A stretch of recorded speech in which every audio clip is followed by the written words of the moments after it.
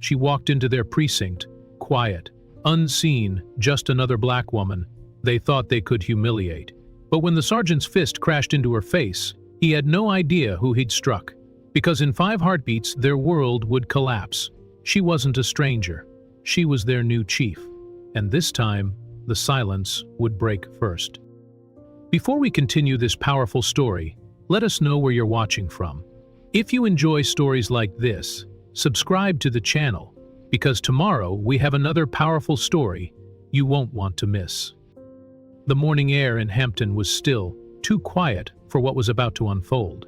Pale light cut across the cracked sidewalks and worn brick storefronts, bathing the town in a quiet haze that seemed to stretch back decades. Hampton was a place that wore its age on its sleeve. Faded murals of patriotic slogans, chipped street signs, and storefronts that hadn't changed their window displays in years. People here moved slow, because the world had taught them there was no reason to rush. Power didn't shift in Hampton, it settled. And yet, today, something was shifting. Alexandria Monroe parked her rental car across the street from the police station and sat in stillness for a moment, her hands resting gently on the steering wheel. She wasn't in uniform. She wasn't wearing the polished badge that chief of police. Today she wore plain black slacks, a sharp but simple blouse, and a blazer that had seen more boardrooms than battlefields. She gazed across the street at the building that would soon carry her name on every memo, every chain of commands, and every disciplinary notice. But right now it was just another old, forgotten government building with peeling gray paint, fogged windows, and an American flag hanging limp in the wind.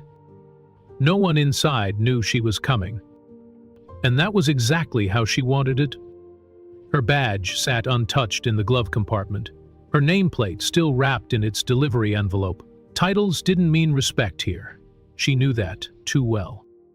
She took a slow breath and stepped out of the car, the gravel crunching softly beneath her boots. Her steps were steady, deliberate, not arrogant, but assured. The kind of walk that said, "I've been underestimated before, and it never ended well for the ones who did it." A morning breeze stirred the flag half-heartedly as she crossed the quiet street. A lawnmower buzzed faintly in the distance. Somewhere far off, a train's horn groaned through the hills, lonely and unhurried.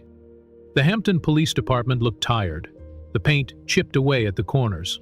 The windows were smeared with the dust of years, and yet inside, she knew the culture had stayed perfectly intact. That was what she had come to see. Not the building itself, but the way it breathed when no one thought they were being watched. She paused at the glass door, looking at her reflection in the smudged pane.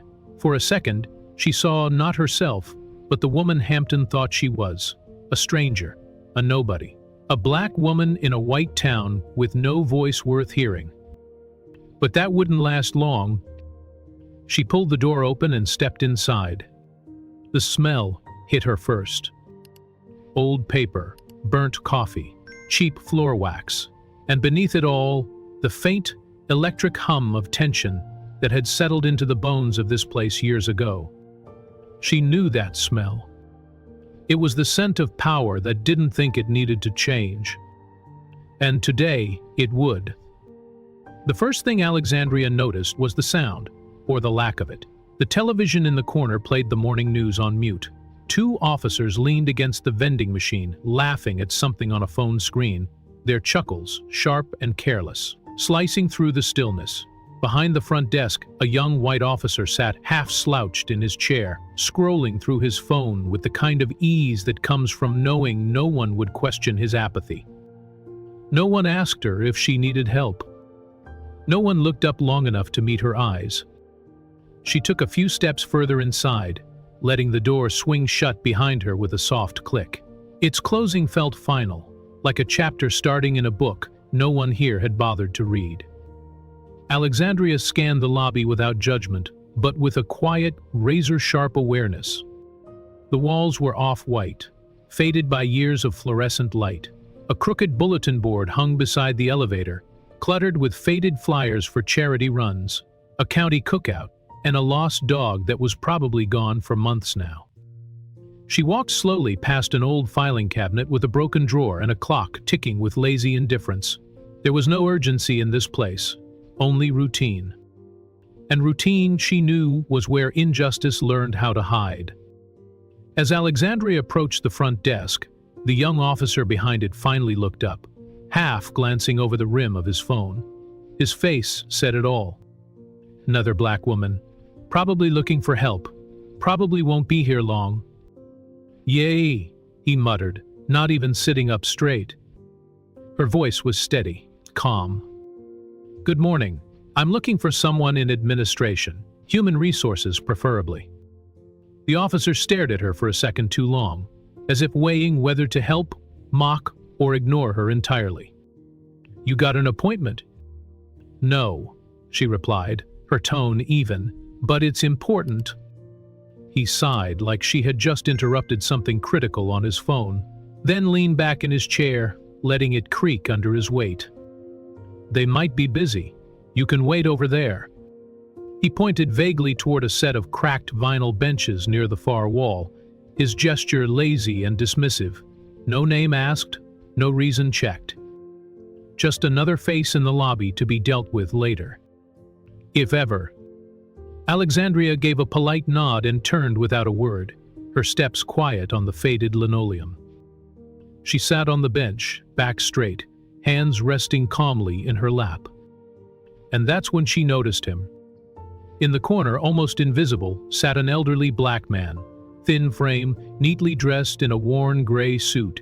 His hands clasped a flat cap in his lap, turning it slowly as if searching for comfort in the motion. His eyes stayed low, scanning the floor as though it might offer him an exit that the room refused to give.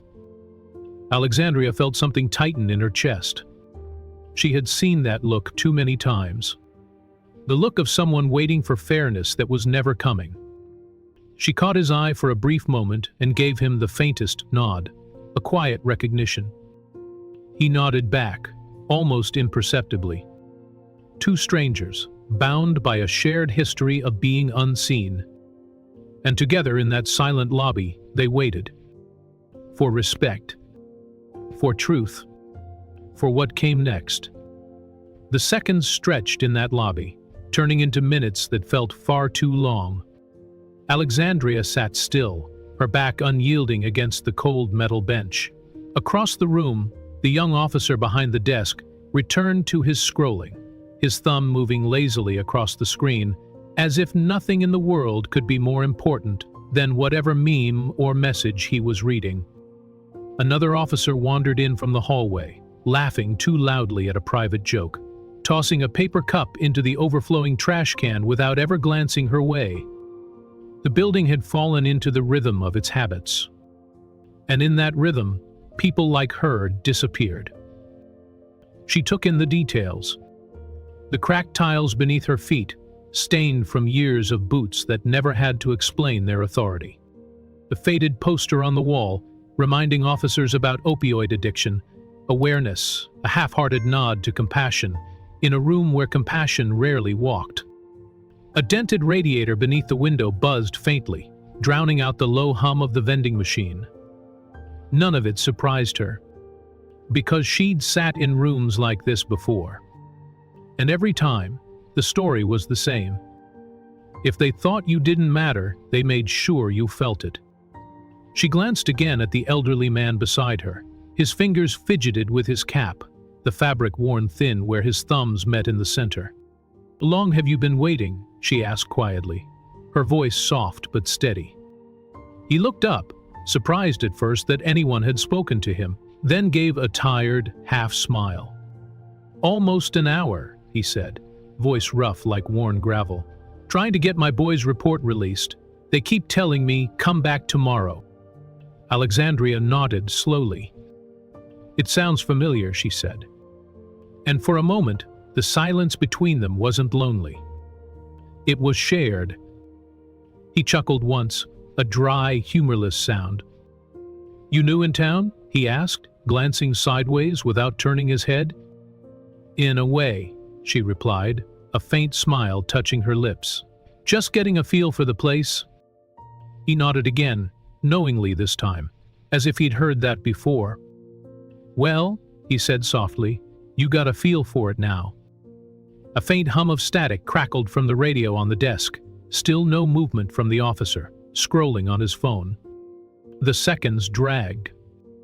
And Alexandria knew. This wasn't neglect. It was a message. Sit there, wait, know your place. But what they didn't know, what none of them knew, was that her place was about to change everything they thought they controlled. And the silence they were so used to? It wouldn't last. The walls of the Hampton Police Department weren't just old, they were tired.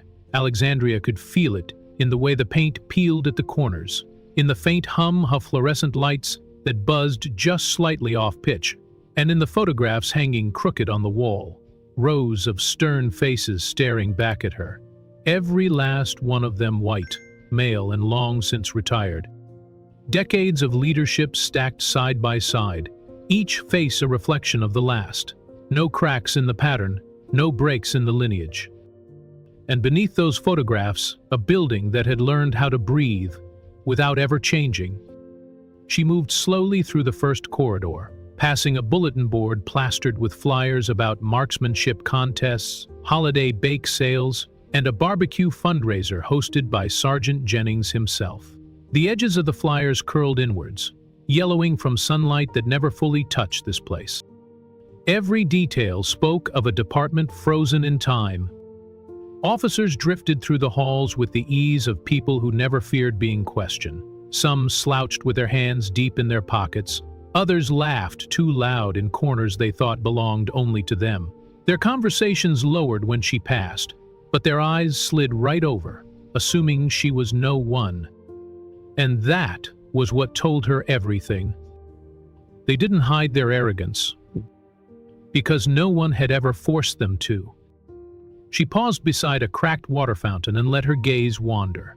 An open door revealed a squad room, where two officers played a game of darts, using a missing persons flyer as the bullseye. Laughter echoed, sharp and careless.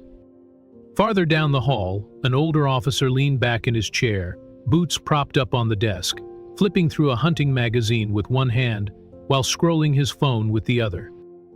None of them wore their badges like responsibility. They wore them like shields. Alexandria felt the weight of it settle in her chest. This was the kind of culture that didn't need written policies to protect the wrong people. It lived in body language, in who laughed without looking over their shoulder, in who sat comfortably and who never let their back face the room. And in places like this, power wasn't spoken aloud. It was passed silently between the ones who knew how to keep it in their hands. She walked on, her steps soft but certain, letting the station reveal itself in whispers and fragments. Because long before power shouts, it hums. And today she heard every note. Alexandria continued down the hallway, her shoes making barely a sound on the faded linoleum. Her presence drifted past open doors and shadowed corners, unnoticed except for the briefest flickers of suspicion. Junior officers glanced up from their desks, their gazes brief and dismissive, sliding over her like she was part of the furniture, not a person. A stranger, unimportant, not worthy of pause. She passed one young officer sitting behind a cracked glass window, barely older than 25, scrolling through his phone with earbuds in. He didn't even pretend to acknowledge her. Behind him, a corkboard sagged under the weight of old memos and outdated schedules. No one had taken them down. No one had cared to. Halfway down the corridor, Alexandria paused at a glass display case. Dust clung to the corners of the glass, despite the polished awards inside. Framed commendations lined the shelves, alongside a folded American flag and a rusted service revolver mounted against a velvet backdrop. At the base of the display, etched in gold, the words read, "Protect and serve." But the words rang hollow. Because when protection was only for some, and service came with conditions, what did they really mean? She looked at her own reflection in the glass. A middle-aged black woman. Plain clothes, no badge on her chest. To them, she was no one. And yet, her eyes held stories none of them could imagine. She thought of the rooms where she'd been the most qualified, but treated like the least deserving. She thought of the voices that had doubted her, the men who had called her too serious, too soft, too black, too female, too everything except capable. And yet here she stood, their new chief. A storm they hadn't seen coming. She rested her hand lightly against the glass, feeling the coolness seep into her skin. The weight of those words, protect and serve, felt heavier now. Not because they'd protected her, but because they never had. Down the hall, the voices rose briefly, laughter spilling from a break room before fading again. It was always easier to laugh when you didn't know who was watching. She turned away from the display, letting the silence fill the space where anger might have lived. Anger would come later. Right now, she needed to see more. She passed a stairwell where an old directory hung on the wall, its letters faded, barely legible through the dust. The names on it read like a history lesson she hadn't been invited to learn. Jennings, Crawford, Ellis, McHenry. Line after line of names without a single woman, without a single black officer listed anywhere near the top. The department had been built to keep people like her on the outside. And now, she was walking its halls as the highest-ranking officer in the building. And no one knew. Not yet. She took a slow breath and moved on. Because what mattered most wasn't what these walls said about her. It was what she was about to say to them. At the far end of the hallway, Alexandria turned a corner and almost collided with a woman in uniform. The officer paused, blinking in brief surprise, then quickly assessed Alexandria's plain clothes and dark skin with a glance that lingered too long. The nameplate on the woman's burgundy sweater read M. Kellerman. She was mid-50s, white, and wore her years at the department like a badge of caution rather than confidence. "You new here?" Kellerman asked, tilting her head, voice clipped but polite enough to sound routine. Alexandria gave a small, neutral nod. Something like that. Kellerman's eyes narrowed slightly, not with hostility but with a practiced awareness. The kind of awareness you learn in places where being different was noted before it was respected. "Lock," Kellerman said, adjusting the folders in her arms. "If you're looking for records, they move them upstairs. Budget stuff is still down here." There was something cautious in her tone, a pause between her words, as if waiting to see what kind of woman Alexandria was. The kind that smiled and stayed small? Or the kind that asked for too much, too fast? Alexandria nodded once, her face unreadable. "Thanks for letting me know." No argument, no explanation.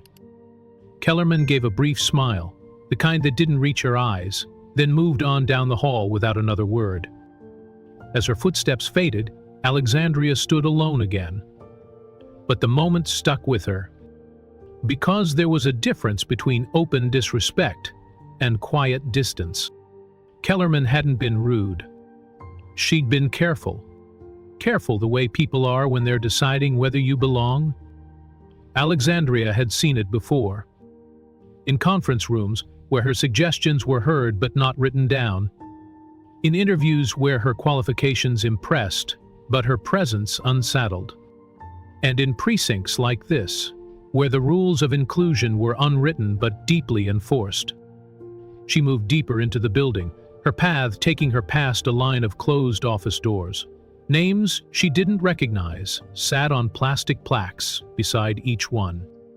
She paused, briefly at the squad room entrance. Through the cracked door, she could hear the low murmur of voices, laughter edged with sarcasm. The occasional snap of fingers against a desktop. A culture that thought itself safe from consequence. She didn't step inside, not yet. She simply listened. This was what power sounded like when it thought no one important was watching. And for now, she was content to let them believe that. Alexandria continued on, unnoticed, underestimated, and exactly where she needed to be.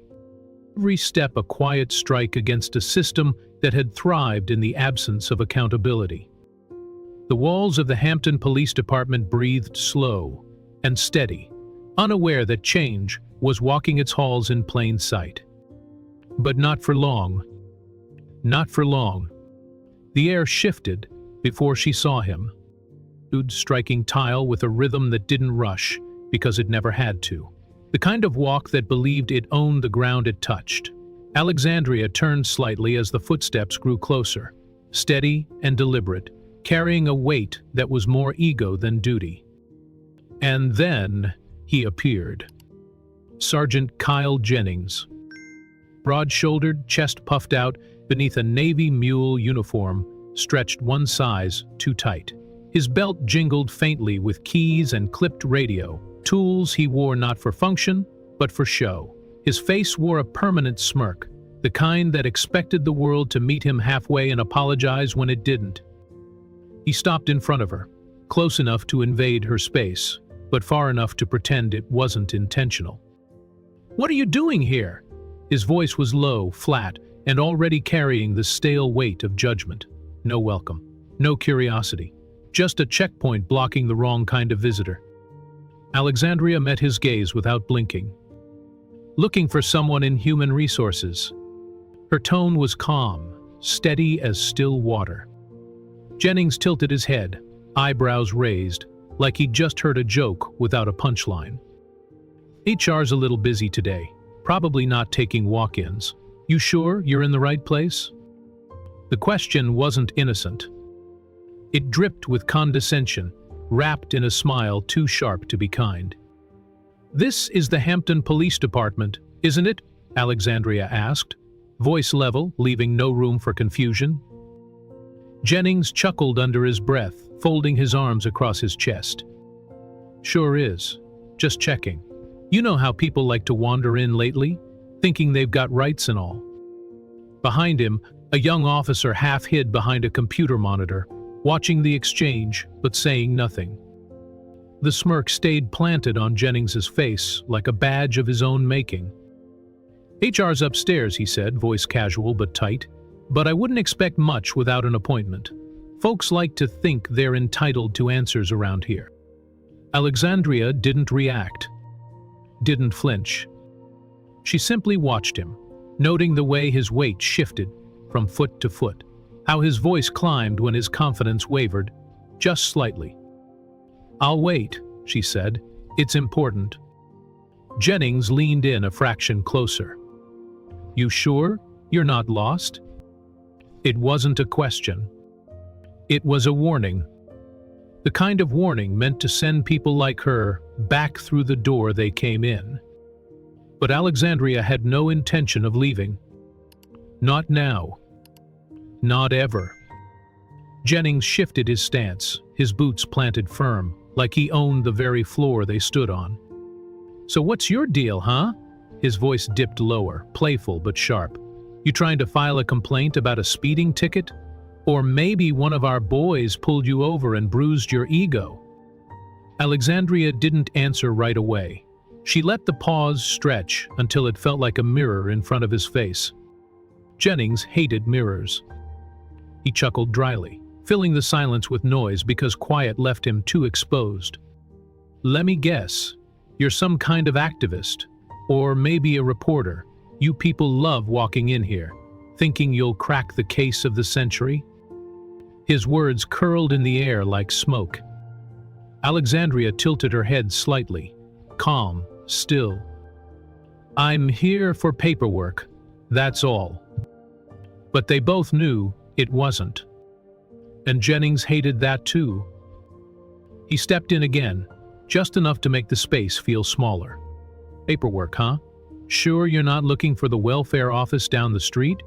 We get folks like you all the time, confused about which building actually serves them." Behind him, A faint chuckle rose from one of the officers at the desk.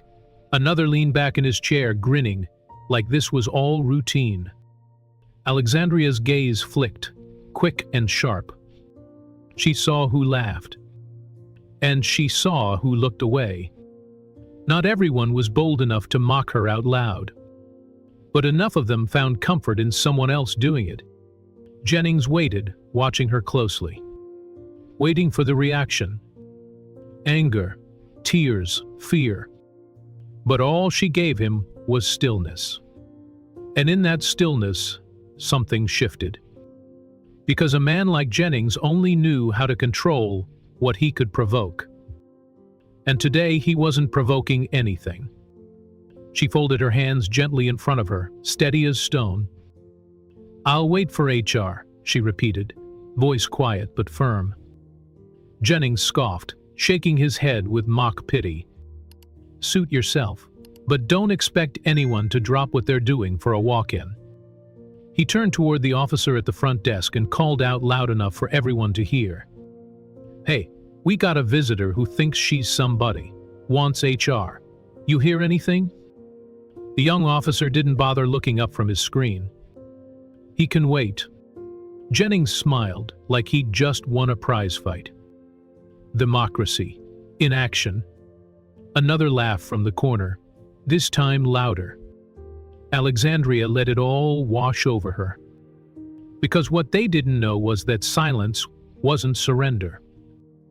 It was observation. And right now, she was learning everything she needed to know about who they were when no one important was watching. Jennings took a half step back, his smirk still wide.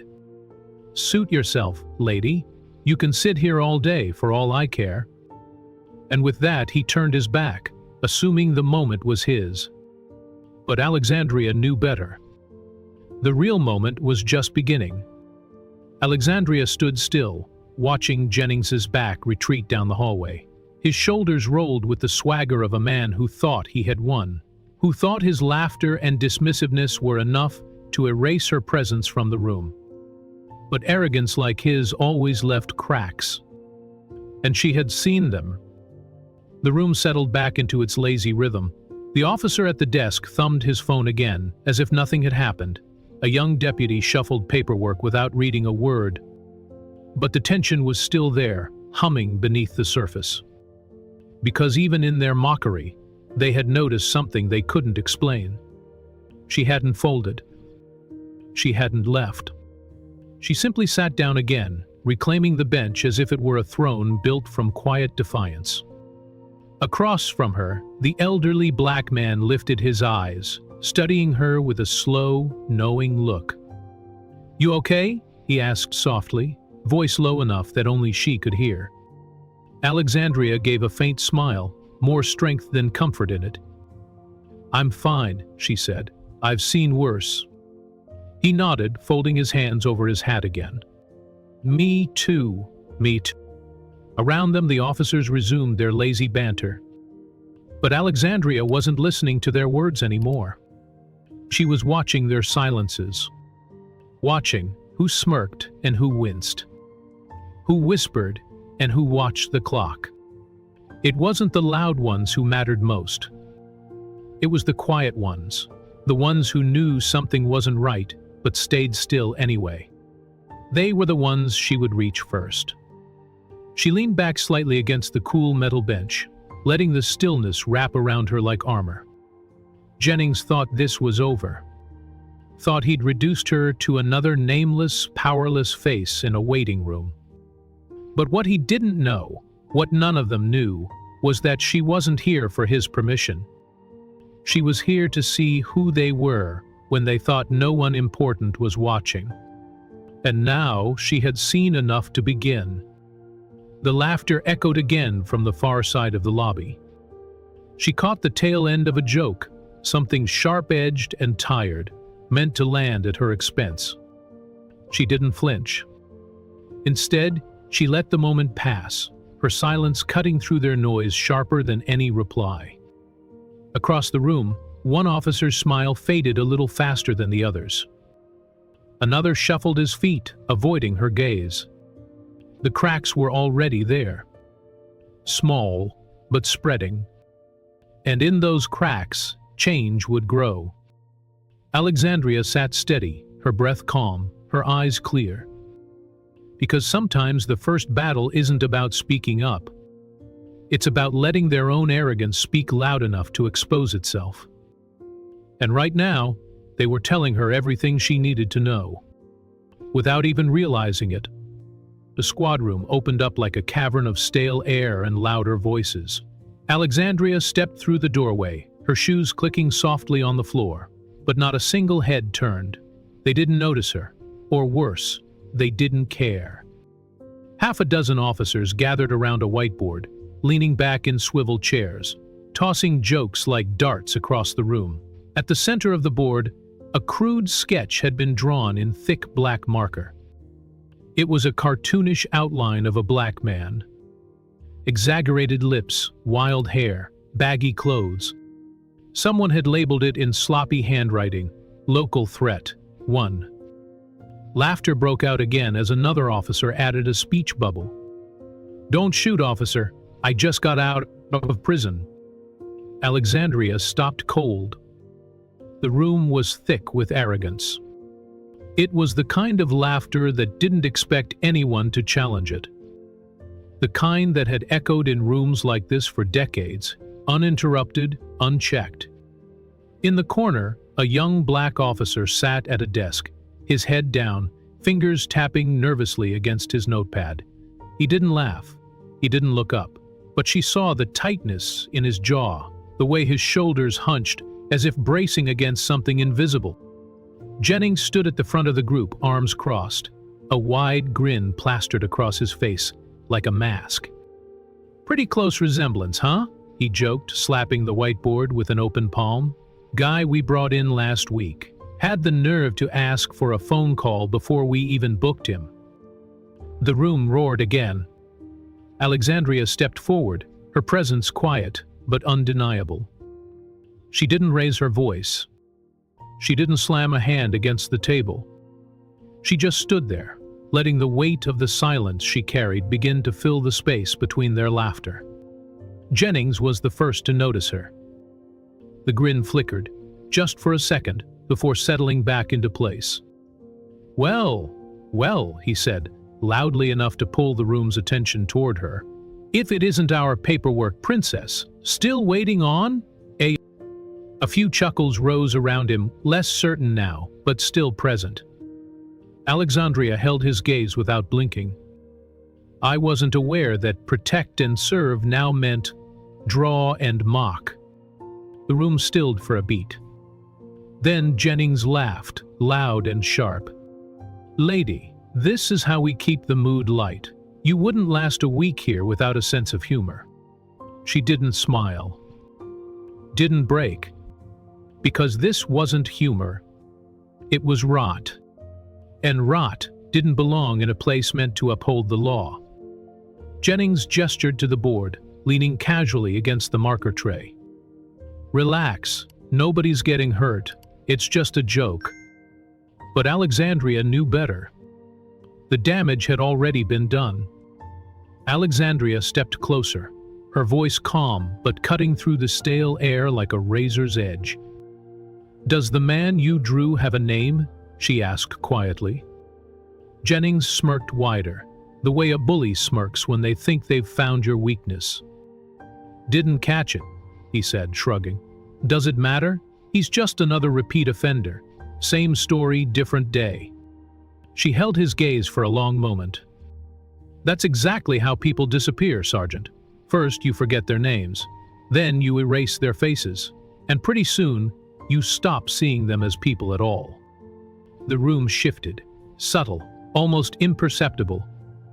One of the officers fidgeted with his pen, another glanced sidewise, suddenly fascinated by a half-empty coffee cup on his desk.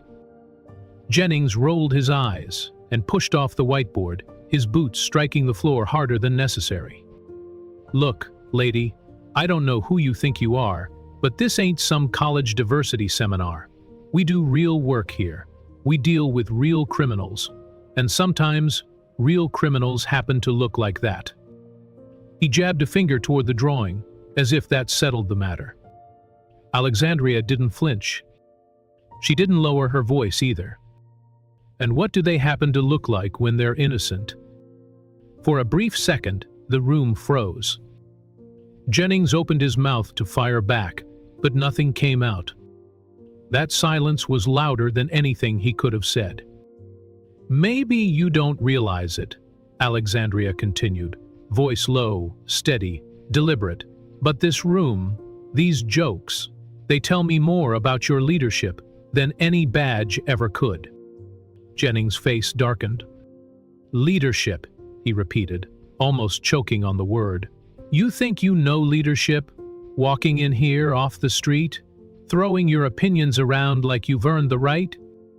He stepped toward her, his presence towering, but his confidence slipping. "You're not in charge here. You're just another face we'll forget by lunchtime." But she didn't move.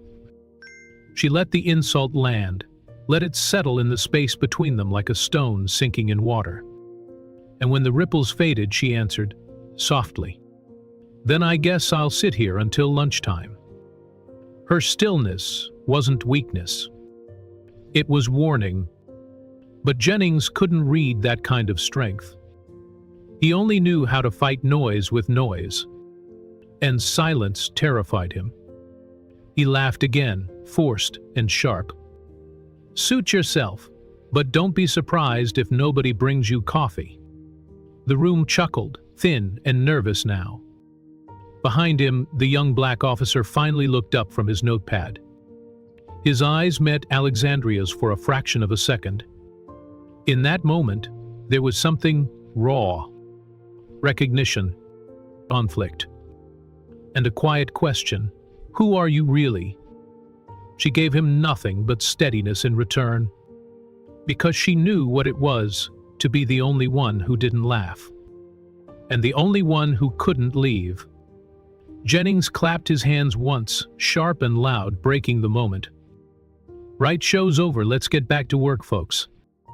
The officers dispersed slowly, some still smiling, some not. Whiteboards stayed up. The caricature remained. But the energy in the room had changed. Alexandria stayed where she was, a single presence they couldn't explain away. And every second she didn't leave, the power they thought they owned slipped further from their grasp. They thought they'd silenced her. But what they didn't understand, what they never could, was that she hadn't even begun to speak. The laughter faded, slipping through the cracks of the squad room like smoke through an open window. Jennings paced once across the front of the room, his shoulders tight, pretending to stretch, pretending not to notice that the mood had shifted. But Alexandria could see it. The room wasn't laughing with him anymore. They were waiting, watching for what she would do next. And she did nothing. That was the part that unsettled them most. She didn't yell. She didn't storm out. She just stood there, still as truth itself, letting their discomfort bloom in the silence they created. The young black officer Jenkins finally spoke, his voice hesitant but clear enough to break the tension. "Sergeant, maybe we should take that down. Looks like it's from a different era." The room froze. Jennings turned, slowly, narrowing his eyes at Jenkins like a lion staring down the only cub bold enough to step forward. "So now you're the sensitivity police?" Jennings sneered, the sarcasm thick. Jenkins didn't flinch, but his hands tightened slightly around his notepad. "It's not about sensitivity," Jenkins replied. "It's about respect, and whether you give it or not, it speaks about who you are." The words weren't loud, but they landed like a stone in the middle of a pond, rippling outward. Alexandria watched the exchange without a word. She wasn't here to defend Jenkins. He didn't need saving. What he needed was space to find his own courage. Jennings laughed again, emptier now. "Boy, you've been reading too many mission statements." But the room didn't laugh with him this time. And in that pause, Alexandria stepped forward, just enough to close the space Jennings had tried so hard to own. "Respect," isn't written in the mission statement, she said quietly. It's written in the choices we make when we think no one important is watching. Jennings stared at her, something colder now slipping beneath his bravado. For the first time, his smile didn't return. "You've overstayed your welcome, lady," he growled, voice tight. "Time for you to move along." Alexandria smiled then, small, steady, and entirely unshaken. "I'll leave when I'm done observing." And with that, she sat in the chair nearest the whiteboard, folding her hands in her lap like she had all the time in the world. The squad room held its breath. Because in that moment, the invisible woman they had mocked became the one thing none of them could control. Unyielding, unapologetic, undeniable. Jennings stood there, jaw clenched, his authority slipping through his fingers with every second she refused to leave. And somewhere in the room, beneath the worn-out laughter and stale coffee air, the first crack in their fortress of arrogance began to widen. Jennings's patience, thin to begin with, finally snapped. His voice cut through the squad room like a whip. "You've got 10 seconds to get out of this room, lady. You've had your fun." But Alexandria didn't flinch. She sat there, still, silent, composed as stone. Her calmness was gasoline on his fire. "You really don't know when to quit, do you?" he growled, stepping closer, his shadow falling across her like a storm cloud. Officers froze. No one laughed now. No one moved. Jenkins, from his desk in the corner, swallowed hard. Jennings yanked the whiteboard eraser off the tray and slammed it against the caricature, wiping away the crude drawing with one rough swipe. But it wasn't guilt that moved his hand. It was anger that she had forced his hand first. He turned back to her, jabbing a finger inches from her face. "You don't belong here. You've got no authority in this building. I run this squad room." Alexandria finally spoke, her voice calm, measured, each word cutting through the tension like glass. "Then why are you the only one shouting?" The question hung there, suspended in the thick, heavy air. For a split second, Jennings' bravado cracked. Then, rage filled the gap. He grabbed her arm, sudden and hard, his fingers locking down like steel. "Let's go," he snapped, jerking her out of the chair. Pain shot through her shoulder, but she didn't cry out. She stood as steady as before, meeting his glare with unwavering resolve. "Take your hand off me," she said, clear and sharp, loud enough for the room to hear. But he didn't. He pulled harder, dragging her toward the door, past the officers who stood frozen in place, some stunned, some ashamed, all silent. "You've got no idea who you're messing with," Jennings hissed. And still she didn't struggle. She simply walked beside him, each step a statement in itself. "I know exactly who I'm dealing with," she replied. And just like that, the squad room doors swung open, and Jennings shoved her through them, back into the lobby where it had all begun. The air was colder here, sharper, as if the building itself sensed what was about to happen. The older black man on the bench looked up, his eyes widening as he saw her stumble forward. Officers behind the desk straightened in alarm, their easy indifference cracking under the weight of what they were witnessing. And Jennings, face flushed, breath short, Sabbath letting go. "Get out," he barked, shaking her arm like she was something to be discarded. But Alexandria planted her feet, steady and unshaken. "Let go," she said again, firm, clear, undeniable. And that was the moment. The moment the threat became violence. Jennings didn't release her arm. If anything, his grip tightened, his knuckles pale against her sleeve. For a second, it was like the whole building held its breath. And then he did the unthinkable. Without warning, without hesitation, Jennings pulled back and struck her. His fist collided with her jaw in one brutal, sickening crack. The sound echoed through the lobby like a gunshot. Time froze. Alexandria staggered back, the blow snapping her head to the side. She caught herself against the bench, breath stolen from her lungs. But her knees didn't buckle. Her body rocked with the impact, but her spirit stayed upright. The room went dead silent. The older black man gasped softly, his hands gripping the bench beside him as if the world had tilted. Behind the front desk, two officers stood frozen, mouths parted, eyes wide. A coffee cup slipped from someone's hand, shattering against the floor without a single word spoken. Jennings stood there, chest heaving, his fists still raised like a man who'd crossed a line he couldn't walk back from. But there was no apology in his eyes. Only fear. Not fear of her.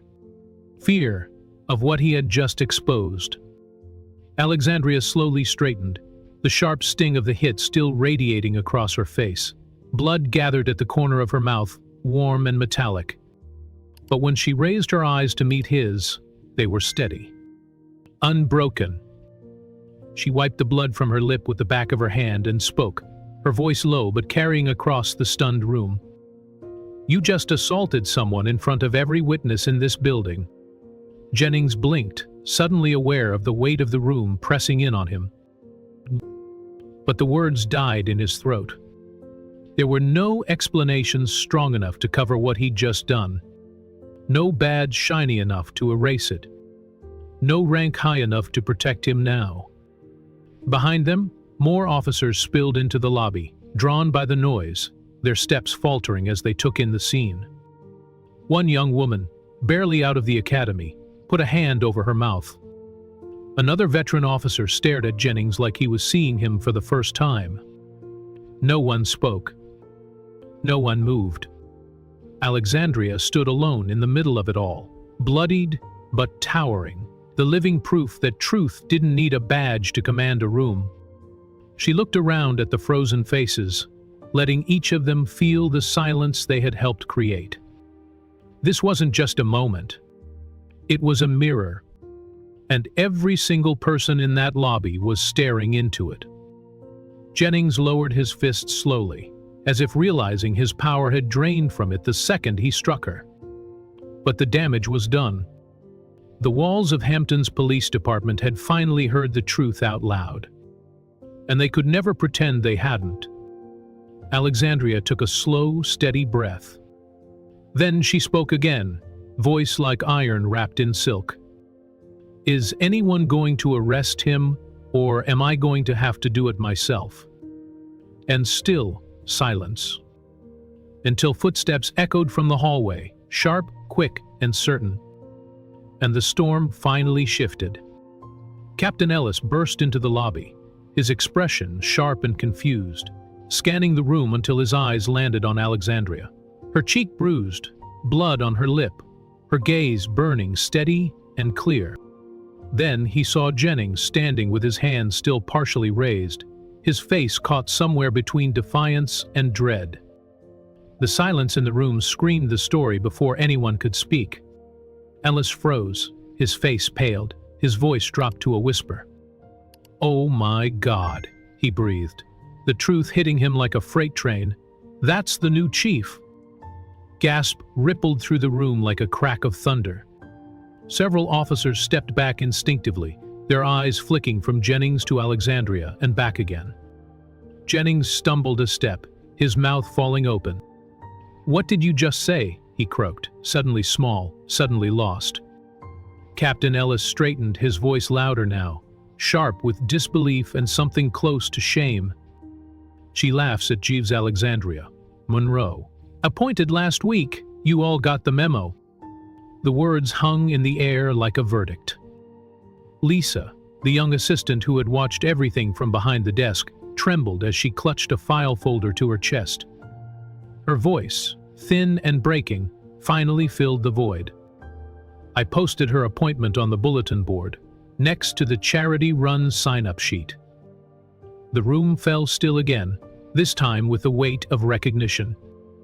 Jennings looked around at his squad, searching desperately for someone to laugh, someone to dismiss it as a mistake. But no one did. Because it wasn't. And the only one who didn't know who she was him. Alexandria stepped forward now, not rushing, not grandstanding, but walking with the calm authority of someone who no longer needed to explain herself. She stopped just a foot from Jennings and spoke, her voice low but razor-sharp. "You assaulted your commanding officer, in front of your entire department." Jennings shook his head wildly. "No one told me. You can't be serious." But even as he spoke, he knew it was over. There was no walking this back. No spin strong enough to erase what they had all just witnessed. Alexandria turned to Captain Ellis. "Take him into custody," she ordered, her tone leaving no room for debate. "Now." Ellis hesitated for only a breath. Then he nodded once, sharp and sure. "Officers Jenkins, secure him." Two officers approached Jennings from either side, their faces pale but determined. Jennings backed up a step, then another, his voice cracking. "You can, after all these years, after everything I've done." But no one answered. The only sound was the sharp click of the handcuffs snapping around his wrists. Jennings lowered his head, his breath ragged, his shoulders sagging beneath the weight of his own downfall. And in that moment, the room finally exhaled. The facade had crumbled. The silence had been broken. And justice, real, painful, overdue justice, stood where fear used to reign. Alexandria wiped the blood from her mouth one last time and turned to face the stunned officers, her voice steady, her presence undeniable. "This is your wake-up call," she said. "This department changes today." And with that, she stepped past them, walking into the hall beyond, leaving behind the shattered remains of the old order and carrying with her the beginning of something new. The room hadn't finished absorbing the weight of the blow when the door to the side office creaked open. Every head turned as a woman stepped through, holding a folder thick with onboarding paperwork. Her name tag read Sandra Collins, Director of Human Resources. Her sharp gray suit and reading glasses, a stark contrast to the chaos she walked into. She paused mid-stepper, her eyes locking onto Alexandria's bruised face, the red blooming across her jaw, and the still tensed officers surrounding them. The file slipped from her fingers, papers scattering across the floor like broken glass. Her voice, when it came, cracked in disbelief. "Chief Monroe," she whispered, almost breathless. The word chief sliced through the air like lightning. And for a beat, no one breathed. Sandra's face drained of color as she looked at Jennings, whose fists were still clenched, his chest still heaving. "My God," she whispered, louder now, turning toward the frozen officers. "Do you not realize who this is? She's your new chief of police, Alexandria Monroe, appointed last week by the mayor himself." The words slammed against the walls like thunder, leaving silence in their wake. Someone in the back audibly gasped. Jennings stumbled a half-step back, his mouth falling open, his bravado crumbling in an instant. "No," he stammered, his voice barely a whisper now. "It's not possible." But it was. And the room knew it. Lisa at the front desk dropped her pen, her face going pale as she looked from Alexandria to the HR director. "Posted the memo," Lisa whispered, as if saying it aloud could undo the past hour. "I hung it on the bulletin board next to the holiday potluck flyer." Her voice broke, brittle with guilt. The memo had been there. They just hadn't cared enough to read it. Jennings shook his head like a man trying to wake from a nightmare. "This is a mistake," he muttered, backing up another step. "This can't be real. She was sitting out there like... But the sentence died on his lips. Because the reality had finally caught him. And there was nowhere left to run. Officers began shifting in place, the weight of what they had witnessed, what they had laughed at, ignored, or allowed. Some looked away in shame. Others stared straight ahead, hollow and stunned. Alexandria wiped the last trace of blood from her mouth with a tissue offered by Lisa, never breaking eye contact with Jennings. And in the stillness of that lobby, power shifted. Not with a shout, not with force, but with truth, plain and undeniable, the kind of truth that rewrites the rules of a room forever. Jennings tried to laugh, but it came out as something broken, thin, sharp, and desperate.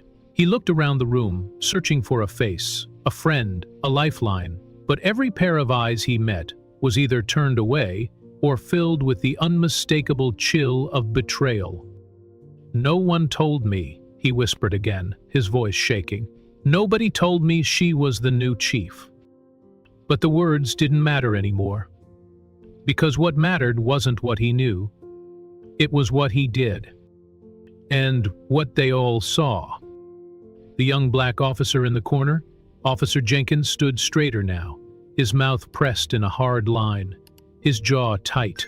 He'd been silent too long. Lisa backed away from the front desk, the reality of her silence cutting deep. Captain Ellis looked down at the floor, then back at Alexandria, his voice low but steady. "Chief Monroe," he said, using her full title for the first time, "what are your orders?" The room froze. Every muscle, every breath, every ounce of power that had filled Jennings' chest now hovered in that one question. Alexandria didn't hesitate. "Place Sergeant Jennings under arrest, immediately." Her voice was calm, cold steel beneath silk. Ellis gave a tight nod. "Jenkins, Santos, secure him." Jennings stumbled back again, hands raised, his words tumbling out in stuttering fragments. Wait, you're making a mistake. I didn't know. I thought she looked like..." But even he couldn't finish the sentence. Because there was no version of it that didn't expose the truth. He hadn't seen a person. He'd seen his assumption. And now that assumption wore the badge he thought was his shield. Jenkins and Santos approached, their steps slow but certain, the crackle of their radios the only sound in the room. Jennings shook his head, panic rising in his throat. "You're going to arrest me. I trained half of you. I ran this department for years." And still, no one moved to save him. Because the past no longer protected the present. Jenkins took out the cuffs, his voice steady, almost gentle, but firm. "Turn around, Sergeant." Jennings stared at him, the weight of the moment finally crushing the arrogance out of his posture. For a heartbeat, he stood frozen, his pride and panic warring behind his eyes. But then his shoulders sagged, and he turned, offering his wrists in reluctant surrender. The click of the cuffs echoed through the lobby, sharp, final, and undeniable. Santos secured them with practiced precision, his face unreadable. The room watched, breathless. And in that stillness, the old world ended. Jennings lowered his head, his voice hollow now. "This isn't how it was supposed to go," he muttered, more to himself than anyone else. Alexandria stepped forward, her tone quiet but unmistakably final. "No, Sergeant Jennings, it's exactly how it was supposed to go, when power forgets accountability." And with that, the last illusion crumbled. Jenkins and Santos led him away, their footsteps heavy against the floor, the weight of their actions echoing long after they'd passed through the door.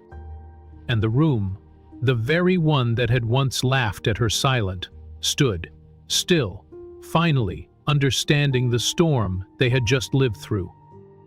As Jennings disappeared through the side doors, the weight of his absence settled into the room like dust after a collapse. For the first time since Alexandria had entered that building, no one questioned her presence.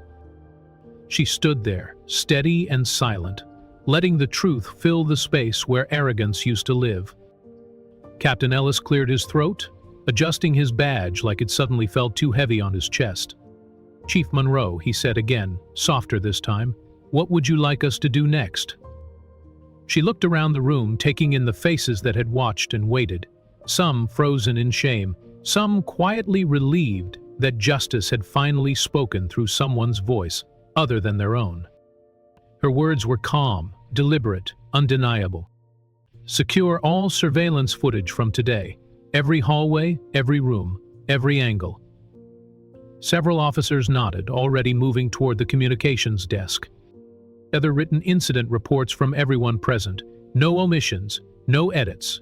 I want them signed and on my desk before end of shift. A murmur of acknowledgement passed through the squad room, the quiet shuffle of boots and papers filling the space where laughter had once lived. Lisa wiped tears from the corner of her eyes, but stood a little taller now. Alexandria's gaze softened just slightly as it fell on her. "Thank you for speaking up," Alexandria said, her voice quiet but sincere. Lisa gave a faint nod, barely able to speak, but the weight of the day had carved something stronger in her posture. Alexandria turned to face the remaining officers, her next words slower, heavier. "This department will not bury this moment. It will not cover it with spin or excuses. What happened here today will mark the beginning of something better. Or it will mark the end of everything you thought this place stood for." The room stood still, every word landing like a stone in a quiet pond. Alexandria let the silence stretch, allowing the weight of responsibility to settle on their shoulders, where it had always belonged. Then, with a steady breath, she turned and walked toward the chief's office. This time, no one blocked her path. No one looked through her like she was invisible. They watched her walk away, knowing they would never see this place the same way again. And behind her, for the first time in a very long time, Hampton's police department stood quiet, not in arrogance, but in reckoning. The squad room was cold and quiet when Alexandria stepped inside, the air thick with something heavier than fear, truth waiting to be spoken aloud. She didn't take her seat behind the desk. She stood in front of them, eye level, without a podium, without the safety of distance. Just a woman in plain clothes who wore the morning's bruises like a warning no one could ignore. "Sit down," she said, her voice low but firm. Chairs scraped against the floor, some hesitant, some defiant, but eventually they all sat. 30 officers, some with crossed arms, some with bowed heads, some still struggling to understand how their world had changed so fast. Alexandria scanned the room slowly. This is not a briefing. This is not a cover-up session. This, or we tell the truth, or this department dies in the shadows where it's lived too long. Silence followed, sharp and painful. Finally, Captain Ellis shifted forward, his voice rough with regret. "I knew Jennings was toxic. I told myself keeping him close meant keeping him in check, but I let him roam, because calling him out would have made me the enemy." Alexandria didn't nod. She just let the confession sit there, heavy and raw. Officer Jenkins spoke next, his voice quiet. "I saw the way he treated citizens who looked like me. I thought I had to keep my head down to survive here. But that didn't protect anyone, not really." Lisa, still pale from the morning's events, wiped her eyes and whispered, "I typed the appointment memo. I posted it, but I never followed up to make sure anyone read it. I thought, if I did my part on paper, it was enough. But it wasn't." The squad room grew still, the weight of collective failure pressing against the walls. Officer Chen, her hands folded tightly, looked up from her lap. "We laughed at his jokes. We let him lead our conversations. He made cruelty normal, and we went along with it because it was easier to belong than to resist." Alexandria let the silence stretch again, refusing to fill it with reassurances that would make this moment softer than it deserved to be. "This isn't about him anymore," she said finally. "This is about what you built around him, what you let grow in silence." She saw heads dip lower. She heard the faintest crack in someone's breath, the sound of guilt breaking through the thin walls of habit. But she didn't let them off the hook, not yet.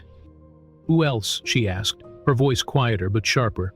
"Who else knew and said nothing?" For a long moment, no one spoke. Alexandria let the silence stretch like a thin wire across the room, daring someone to cut it. Finally, Sergeant Kellerman shifted in her seat, her voice low but steady. "I let it slide," Kellerman admitted. "I thought Jennings' attitude was just noise." He joked. He barked orders.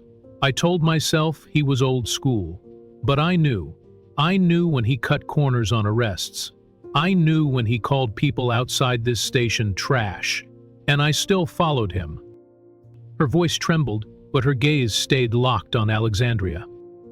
"I thought my job was to keep my head down and get through my shift. But now I see. I was holding the door open for him the whole time." A deep breath filled the room, shaky and raw. Officer Santos spoke up next, his voice tight with shame. "I watched him corner new recruits. I saw how he sized people up. If you weren't his kind of cop, you didn't last. I stayed quiet because I didn't want to be his next target. But silence doesn't make you innocent. It just makes you easier to control." Across the room, Officer Reeves crossed his arms tightly, but forced the words out anyway. "I laughed when he mocked people. I won't lie about that. I thought it was how you fit in, how you made it through the day without losing your mind. But it didn't feel right. I just didn't have the guts to say it out loud. Until now." The room sat in the heavy stillness of truth finally spoken, each confession cracking the foundation of the culture that had protected Jennings for years. Alexandria took a slow step forward, letting her voice carry without shouting. "You're all sitting here because, somewhere along the way, you stopped asking who this job is really for. It's not for your comfort. It's not for your pride. And it sure as hell isn't for your convenience." She scanned their faces, one by one. "This job is for the people outside these walls, the ones who walk into this station scared, the ones who call for help and wonder if anyone will care. And every time you stayed silent while Jennings laughed or bullied or belittled someone, you told those people they didn't matter." A hush fell over the squad room, sharp as glass. "Let me be clear," Alexandria continued. "I am not asking for your loyalty. I am demanding your integrity." She stepped closer to the front row of officers, her voice lowering but carrying more weight than ever. "Royalty protects power. Integrity protects people." Her words hit like thunder in the quiet room. "And starting today, this department chooses people." The weight of her declaration settled into the walls, into the bones of the room, where laughter used to fill the cracks. Jenkins, sitting near the back, finally spoke again, his voice small but steady. "What happens to us now, Chief?" Alexandria met his eyes, her voice steady and unflinching. "No," she said. "Now we rebuild, piece by piece, truth by truth, and no one hides behind silence again." The room remained silent, not because no one had anything left to say, but because the weight of what Alexandria had spoken left little room for anything else. Even the hum of the overhead lights felt subdued, as if the building itself was listening. She let the quiet settle before speaking again, softer this time but no less commanding. "You all have one choice today. Carry the same tired excuses forward, or leave them here, right now, where they belong, in the past." A few officers exchanged uncertain glances, their bodies tense with the struggle between habit and hope. Others stared at the floor, unable or unwilling to meet her gaze. She didn't expect everyone to transform in a single afternoon, but what mattered was that the lie of indifference had been shattered, and in its place, a fragile honesty was finally beginning to grow. Alexandria moved to the whiteboard, erased the notes from the morning shift, and wrote 2 words in clean, clear strokes. "Calculability first." She turned to face them again. "Every action you take, every word you speak, every decision you make in this building, ask yourself one question. Does this serve the people, or does this protect your comfort?" No one spoke, but in their stillness, something shifted. Captain Ellis stood slowly, his voice rough but steady. "We've got a long way to go," he admitted, "but it starts now, with us." One by one, officers began to rise from their chairs, not fast, not dramatic, but deliberate. The squad room felt different now, not fixed, but open, exposed, capable of change. Alexandria gave them one final look, then spoke with quiet finality. "Dismissed." They left the room without the usual banter, without the lazy confidence that had once filled these halls. They walked quieter, shoulders lower, steps slower, each carrying the weight of what they now knew could no longer be ignored. Alexandria stood alone for a moment longer, staring at the empty chairs and the fading light filtering through the squad room windows. This was only the first step. But it was a step that finally mattered. She turned, her footsteps echoing softly as she walked away, leaving behind a room no longer ruled by fear, but by something far more powerful. Truth. The news spread through Hampton like wildfire, carried not by rumor, but by undeniable footage. In City Hall, the mayor sat in stunned silence as the video played on the large screen before him. Grainy security footage captured the exact moment Jennings' fists collided with Alexandria Monroe's jaw. There was no audio, but the visual impact needed no sound. The room of city officials exchanged glances that spoke volume. And something harder to face: recognition. The mayor stood abruptly, his chair scraping against the polished floor. "Get everyone in here now," he ordered, his voice sharp and tight. "Legal, PR, internal affairs. We don't get ahead of this, we drown in it." The staffers scrambled, phones buzzing with urgent calls. In the hallways of City Hall, whispers flew faster than directives. No one was sure what would happen next. But everyone knew something had broken, beyond repair. Across town, the story rippled into barbershops and church basements, grocery store aisles and gas station counters. Some people shook their heads in disgust, muttering about how nothing ever changes in Hampton.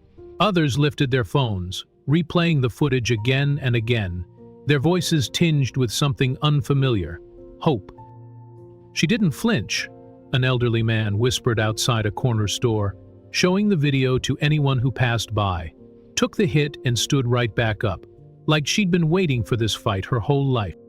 Teenagers passed the clip from phone to phone, their eyes wide, their laughter quieted by something heavier than disbelief. Teachers paused their lessons to glance at the headlines flashing across their phones. Community leaders called emergency meetings in borrowed spaces, trying to grasp how fast the city's fault lines had cracked wide open. And in the homes where past victims of police misconduct lived, there was a quiet, aching sigh. Some wept, some prayed, some simply sat still, letting the weight of long overdue justice settle into their bones. Back at the precinct, Alexandria sat at her desk, reading the first batch of misconduct reports. Each page felt like another wound the department had ignored for years. Complaints brushed aside. Investigations closed before they began.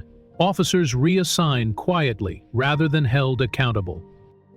Her face was still swollen, the ache in her jaw a dull throb reminding her this wasn't over. But her mind was sharp, and her resolve had never been clearer. The fallout had begun. The only question now was who would have the courage to face it, and who would run from it. The internal shakeup began within hours. Jennings' badge was pulled, his name scrubbed from the active duty roster before nightfall. The official notice read like a cold formality: termination for cause. But the whispers behind closed doors told the real story. A man who had ruled the squad room like a king was now a cautionary tale. But Alexandria knew this wasn't enough. Jennings was one man, but the culture that protected him was still woven into every hallway, every policy, every silence that filled the station when someone spoke the truth. She called for a full review of disciplinary records. The HR director, still shaken from the morning's events, handed her a thick folder that no one had wanted to open. It contained years of complaints against multiple officers, allegations of excessive force, racial profiling, harassment, too many stamped with the same quiet dismissal. No further action warranted. Alexandria flipped through the pages, her expression steady but tight. She could see the patterns clearly now. Every ignored complaint was another brick in the wall Jennings had built around himself. And those who had stood by, out of fear, laziness, or quiet approval, had handed him the mortar. She signed orders placing several senior officers on administrative leave, pending investigation. Their reactions ranged from silent resignation to barely disguised rage. Captain Ellis accepted his fate with a tight nod. Others stormed out without a word, the slam of their locker doors echoing down the hall. The younger officers watched in uneasy silence. For years, they had been told that protecting each other meant protecting the department. Now they were being shown that protecting truth meant protecting the people they served. And outside the station walls, the story kept spreading. Local news vans parked across the street, reporters adjusting their microphones, waiting for an official statement that had yet to come.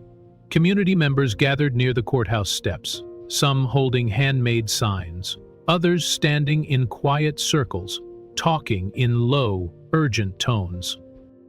"This isn't just about one cop," a local pastor told a small crowd. "This is about every time we walked into that station and were told to wait, to sit down, to come back later. This is about every time our sons were stopped for no reason, our daughters dismissed when they asked for help." The words rippled outward, picked up by social media feeds and live streams, shared across city lines and state borders. Hampton was no longer a forgotten town. Its reckoning had gone viral. Inside her office, Alexandria stood by the window, watching it all unfold. She wasn't interested in crafting the perfect press statement. The truth didn't need spin. It needed daylight. The mayor's assistant called twice, urging her to prepare talking points, to control the narrative before it got out of hand. But Alexandria already knew. This story wasn't hers to control. It was hers to tell. And when she finally stepped outside, the crowd was waiting. Some faces were angry, some hopeful. All of them watching, wondering if this new chief was another name on a badge, or something more. She took a breath, felt the bruises on her face, and walked forward.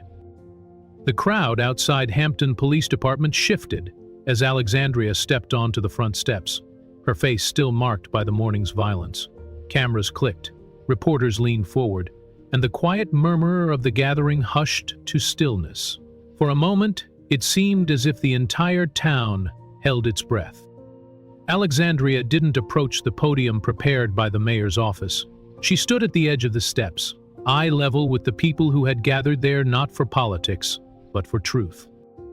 She looked out over the faces, black elders who had lived through decades of broken promises, young people holding phones to capture what could not be erased, mothers with tired eyes and children clinging to their sides. They weren't waiting for polished words. They were waiting for honesty. She spoke clearly, her voice carrying across the street without a microphone. What happened inside that building this morning wasn't an accident. It was the truth finally showing itself. There was no applause, just quiet listening. Too long, this department has protected its own power at the expense of the people it's supposed to serve.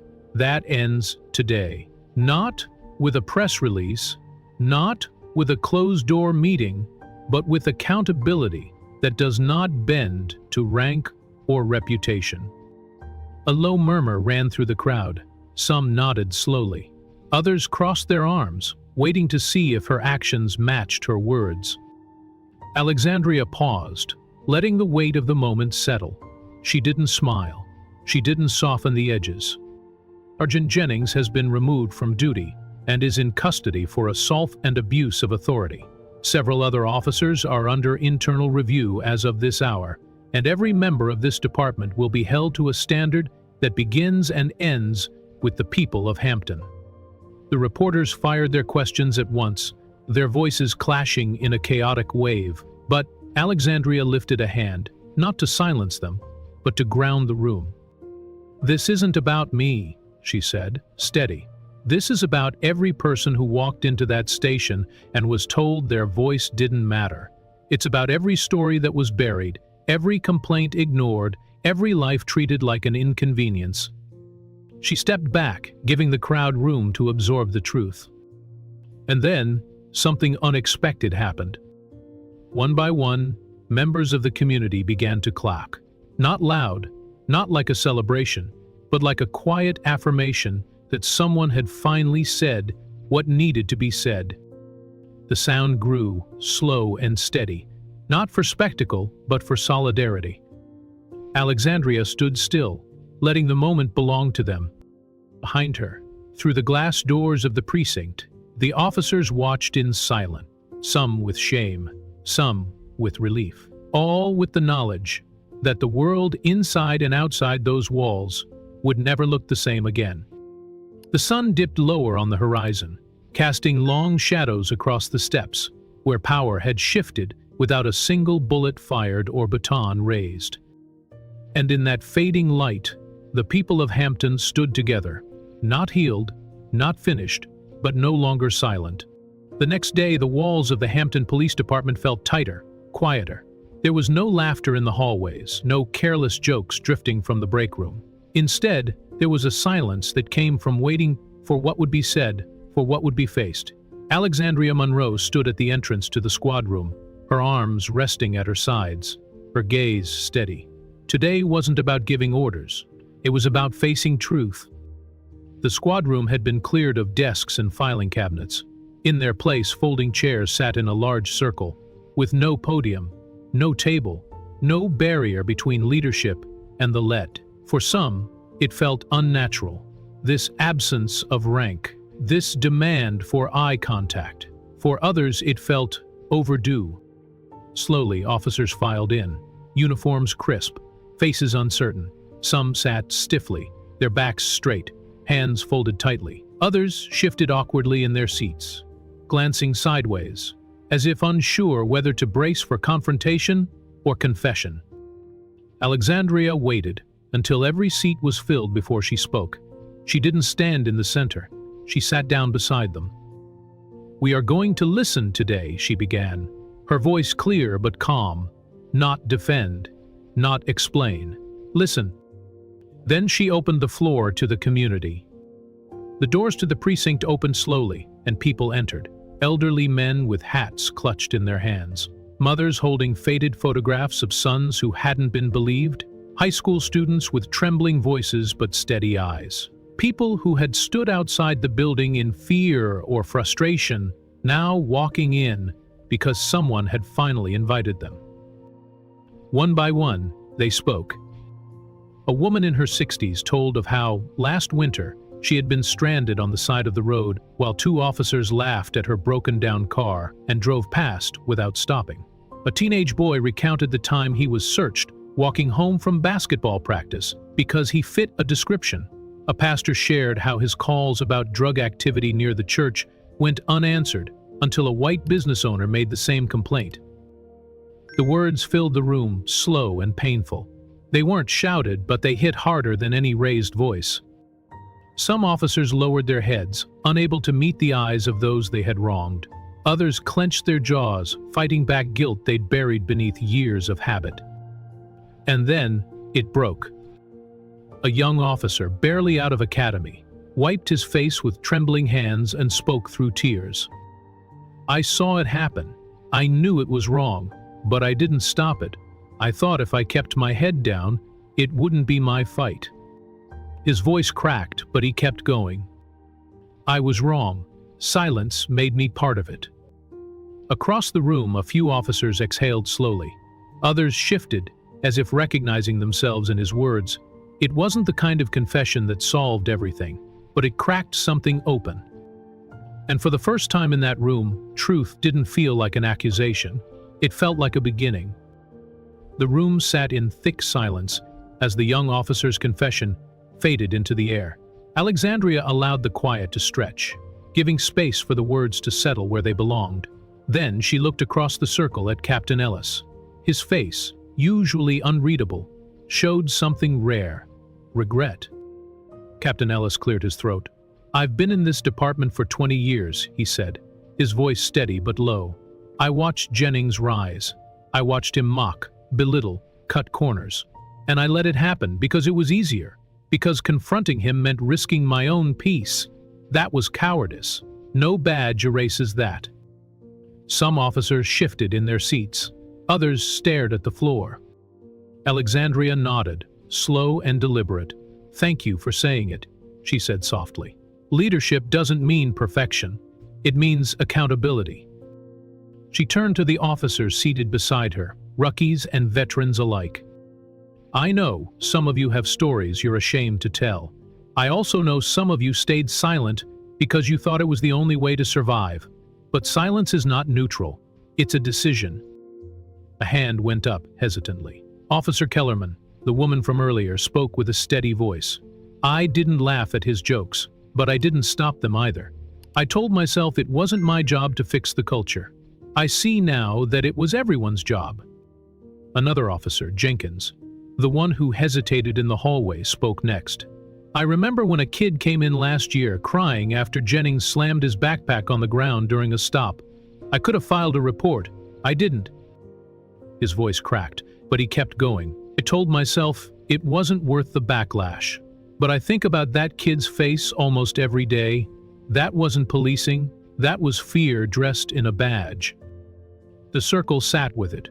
No one tried to comfort them.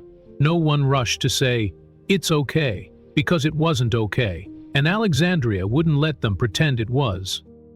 She leaned forward, her elbows resting on her knees, her voice firm but calm. "You all saw it.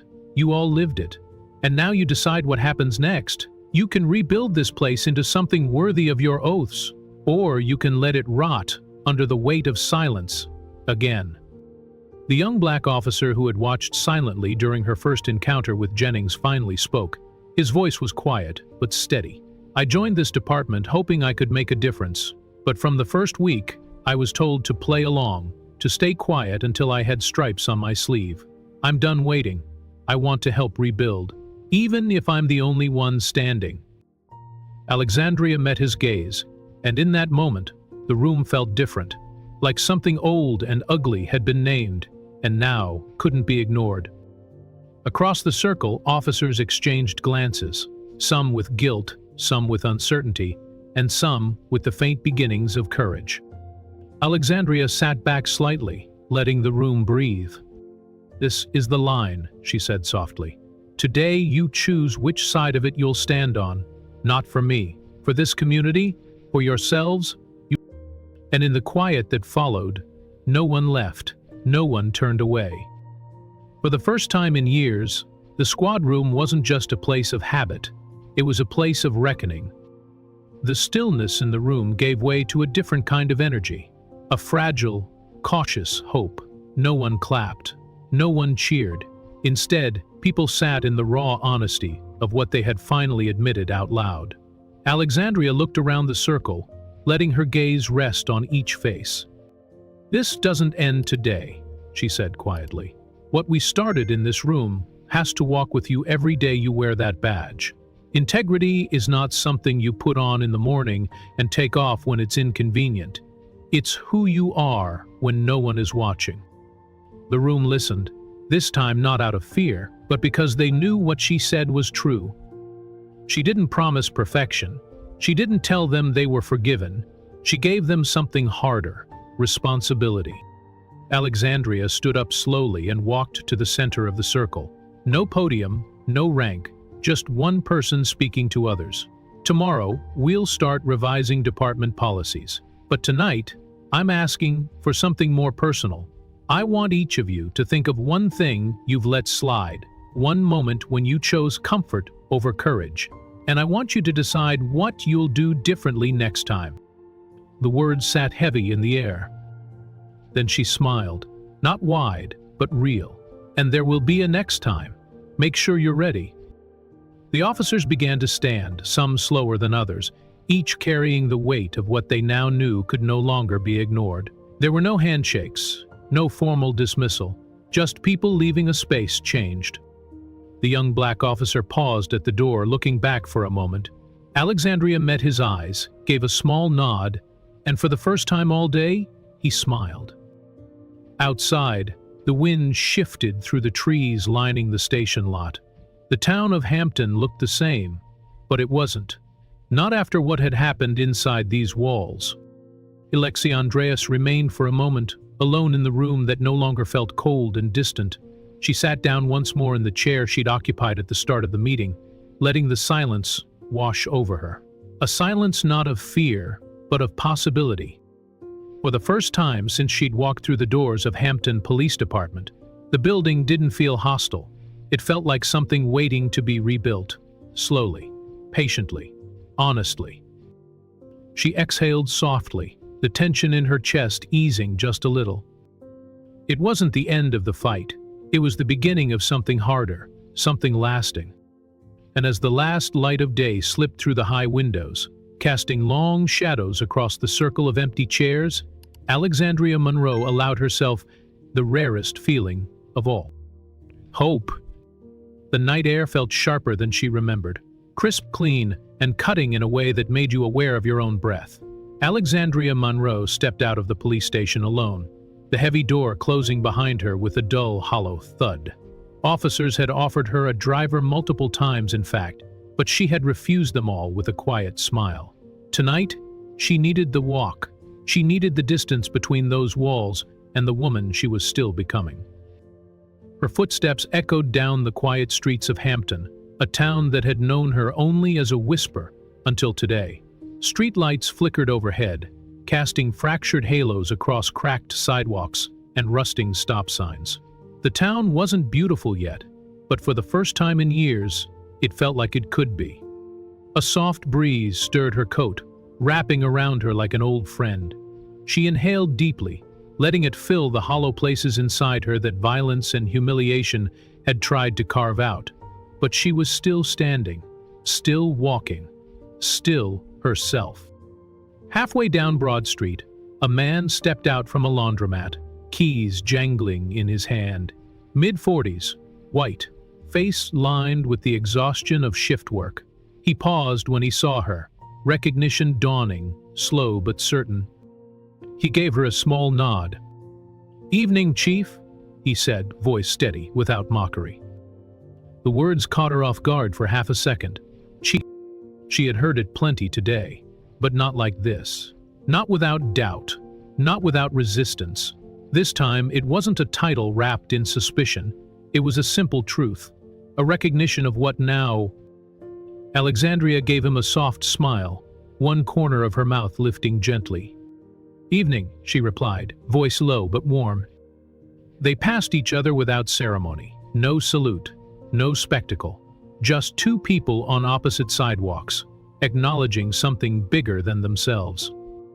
She walked on, the quiet filling in around her again. The weight of the badge she'd left behind in her car still pressed against her ribs like a phantom ache. But she wasn't hiding anymore. Tomorrow she would pick it up again. Tomorrow she would wear it with purpose. For tonight, though, it was enough to walk freely through a city that had tried to pretend she didn't exist.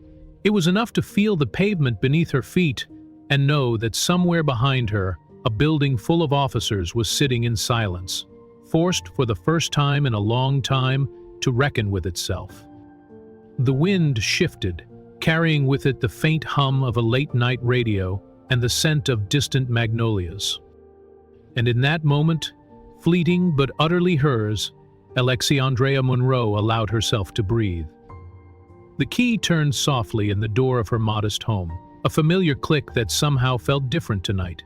Alexandria stepped inside, placing her coat on the hook and her shoes by the door, simple routines that grounded her. The silence of the house embraced her like an old quilt, worn and comforting. Here, there were no eyes watching, no assumptions following her steps, just quiet. She poured herself a glass of water from the kitchen tap, watching as the glass filled, as steady as her breathing tried to become.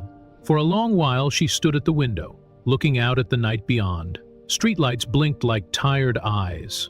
A stray cat darted across the alley. Life continued, indifferent and uninterrupted. But inside her chest, something stirred. Not anger, not pride, something steadier, something deeper. Resolve. She thought back over the day, every insult, every dismissive glance, every blow. They played across her mind not as wounds but as evidence. Proof of what she already knew. The fight had been waiting for her, the moment she walked through those precinct doors. No long before that, since the day she first decided that silence was no longer an option. Alexandria sat down at her small kitchen table, fingers tracing the worn grain of the wood. On one side sat her unopened badge case. On the other, a legal pad and pen. She pulled the pad closer. And then, quietly, she began to write. Day 1. Change comes slowly, but it comes. She paused. The words weren't for the public, and they weren't for the department. They were for her, a personal reckoning, a record of the storm she'd walked through and the storms that would surely follow. She wrote of Jennings, the face of arrogance that had collapsed so quickly when exposed. She wrote of the young black officer in the squad room whose silence had spoken volumes. She wrote of the citizens she had yet to meet, whose trust would not be won by a single day of headlines, but by months, years of honest work. Most of all, she wrote of herself, not the chief they expected, but the woman she had chosen to be, fallible, scarred, relentless. The clock ticked softly on the wall. Midnight had come and gone, unnoticed. She put down her pen and leaned back, exhaling a long breath she hadn't realized she'd been holding since morning. It escaped her like a ghost, finally set free. Tomorrow would bring meetings, investigations, headlines she couldn't control, whispers in City Hall, resistance from the old guard still clinging to what they thought power looked like. But tonight was hers. Tonight she could sit in the quiet of her home and know. A faint knock at the window startled her. Just a neighbor, waving as they walked their dog past. A small smile crept across Alexandria's face, gentle and tired. She raised her hand in return, then sat back down at the table. The night wrapped itself around her once more, still, quiet, unfinished, but no longer silent. Morning would come soon enough, but for now, the city rested beneath a blanket of stars, its streets still cracked, its wounds still fresh, but its heart beating a little stronger than before. From her small kitchen window, Alexandria watched Hampton as it slept. Street by street, porch light by porch light, she imagined the conversations that would ripple out from today. Some folks would wake up angry, some would wake up afraid, but maybe, just maybe, a few would wake up a little braver. Across town, a father would tell his son what he saw on the news.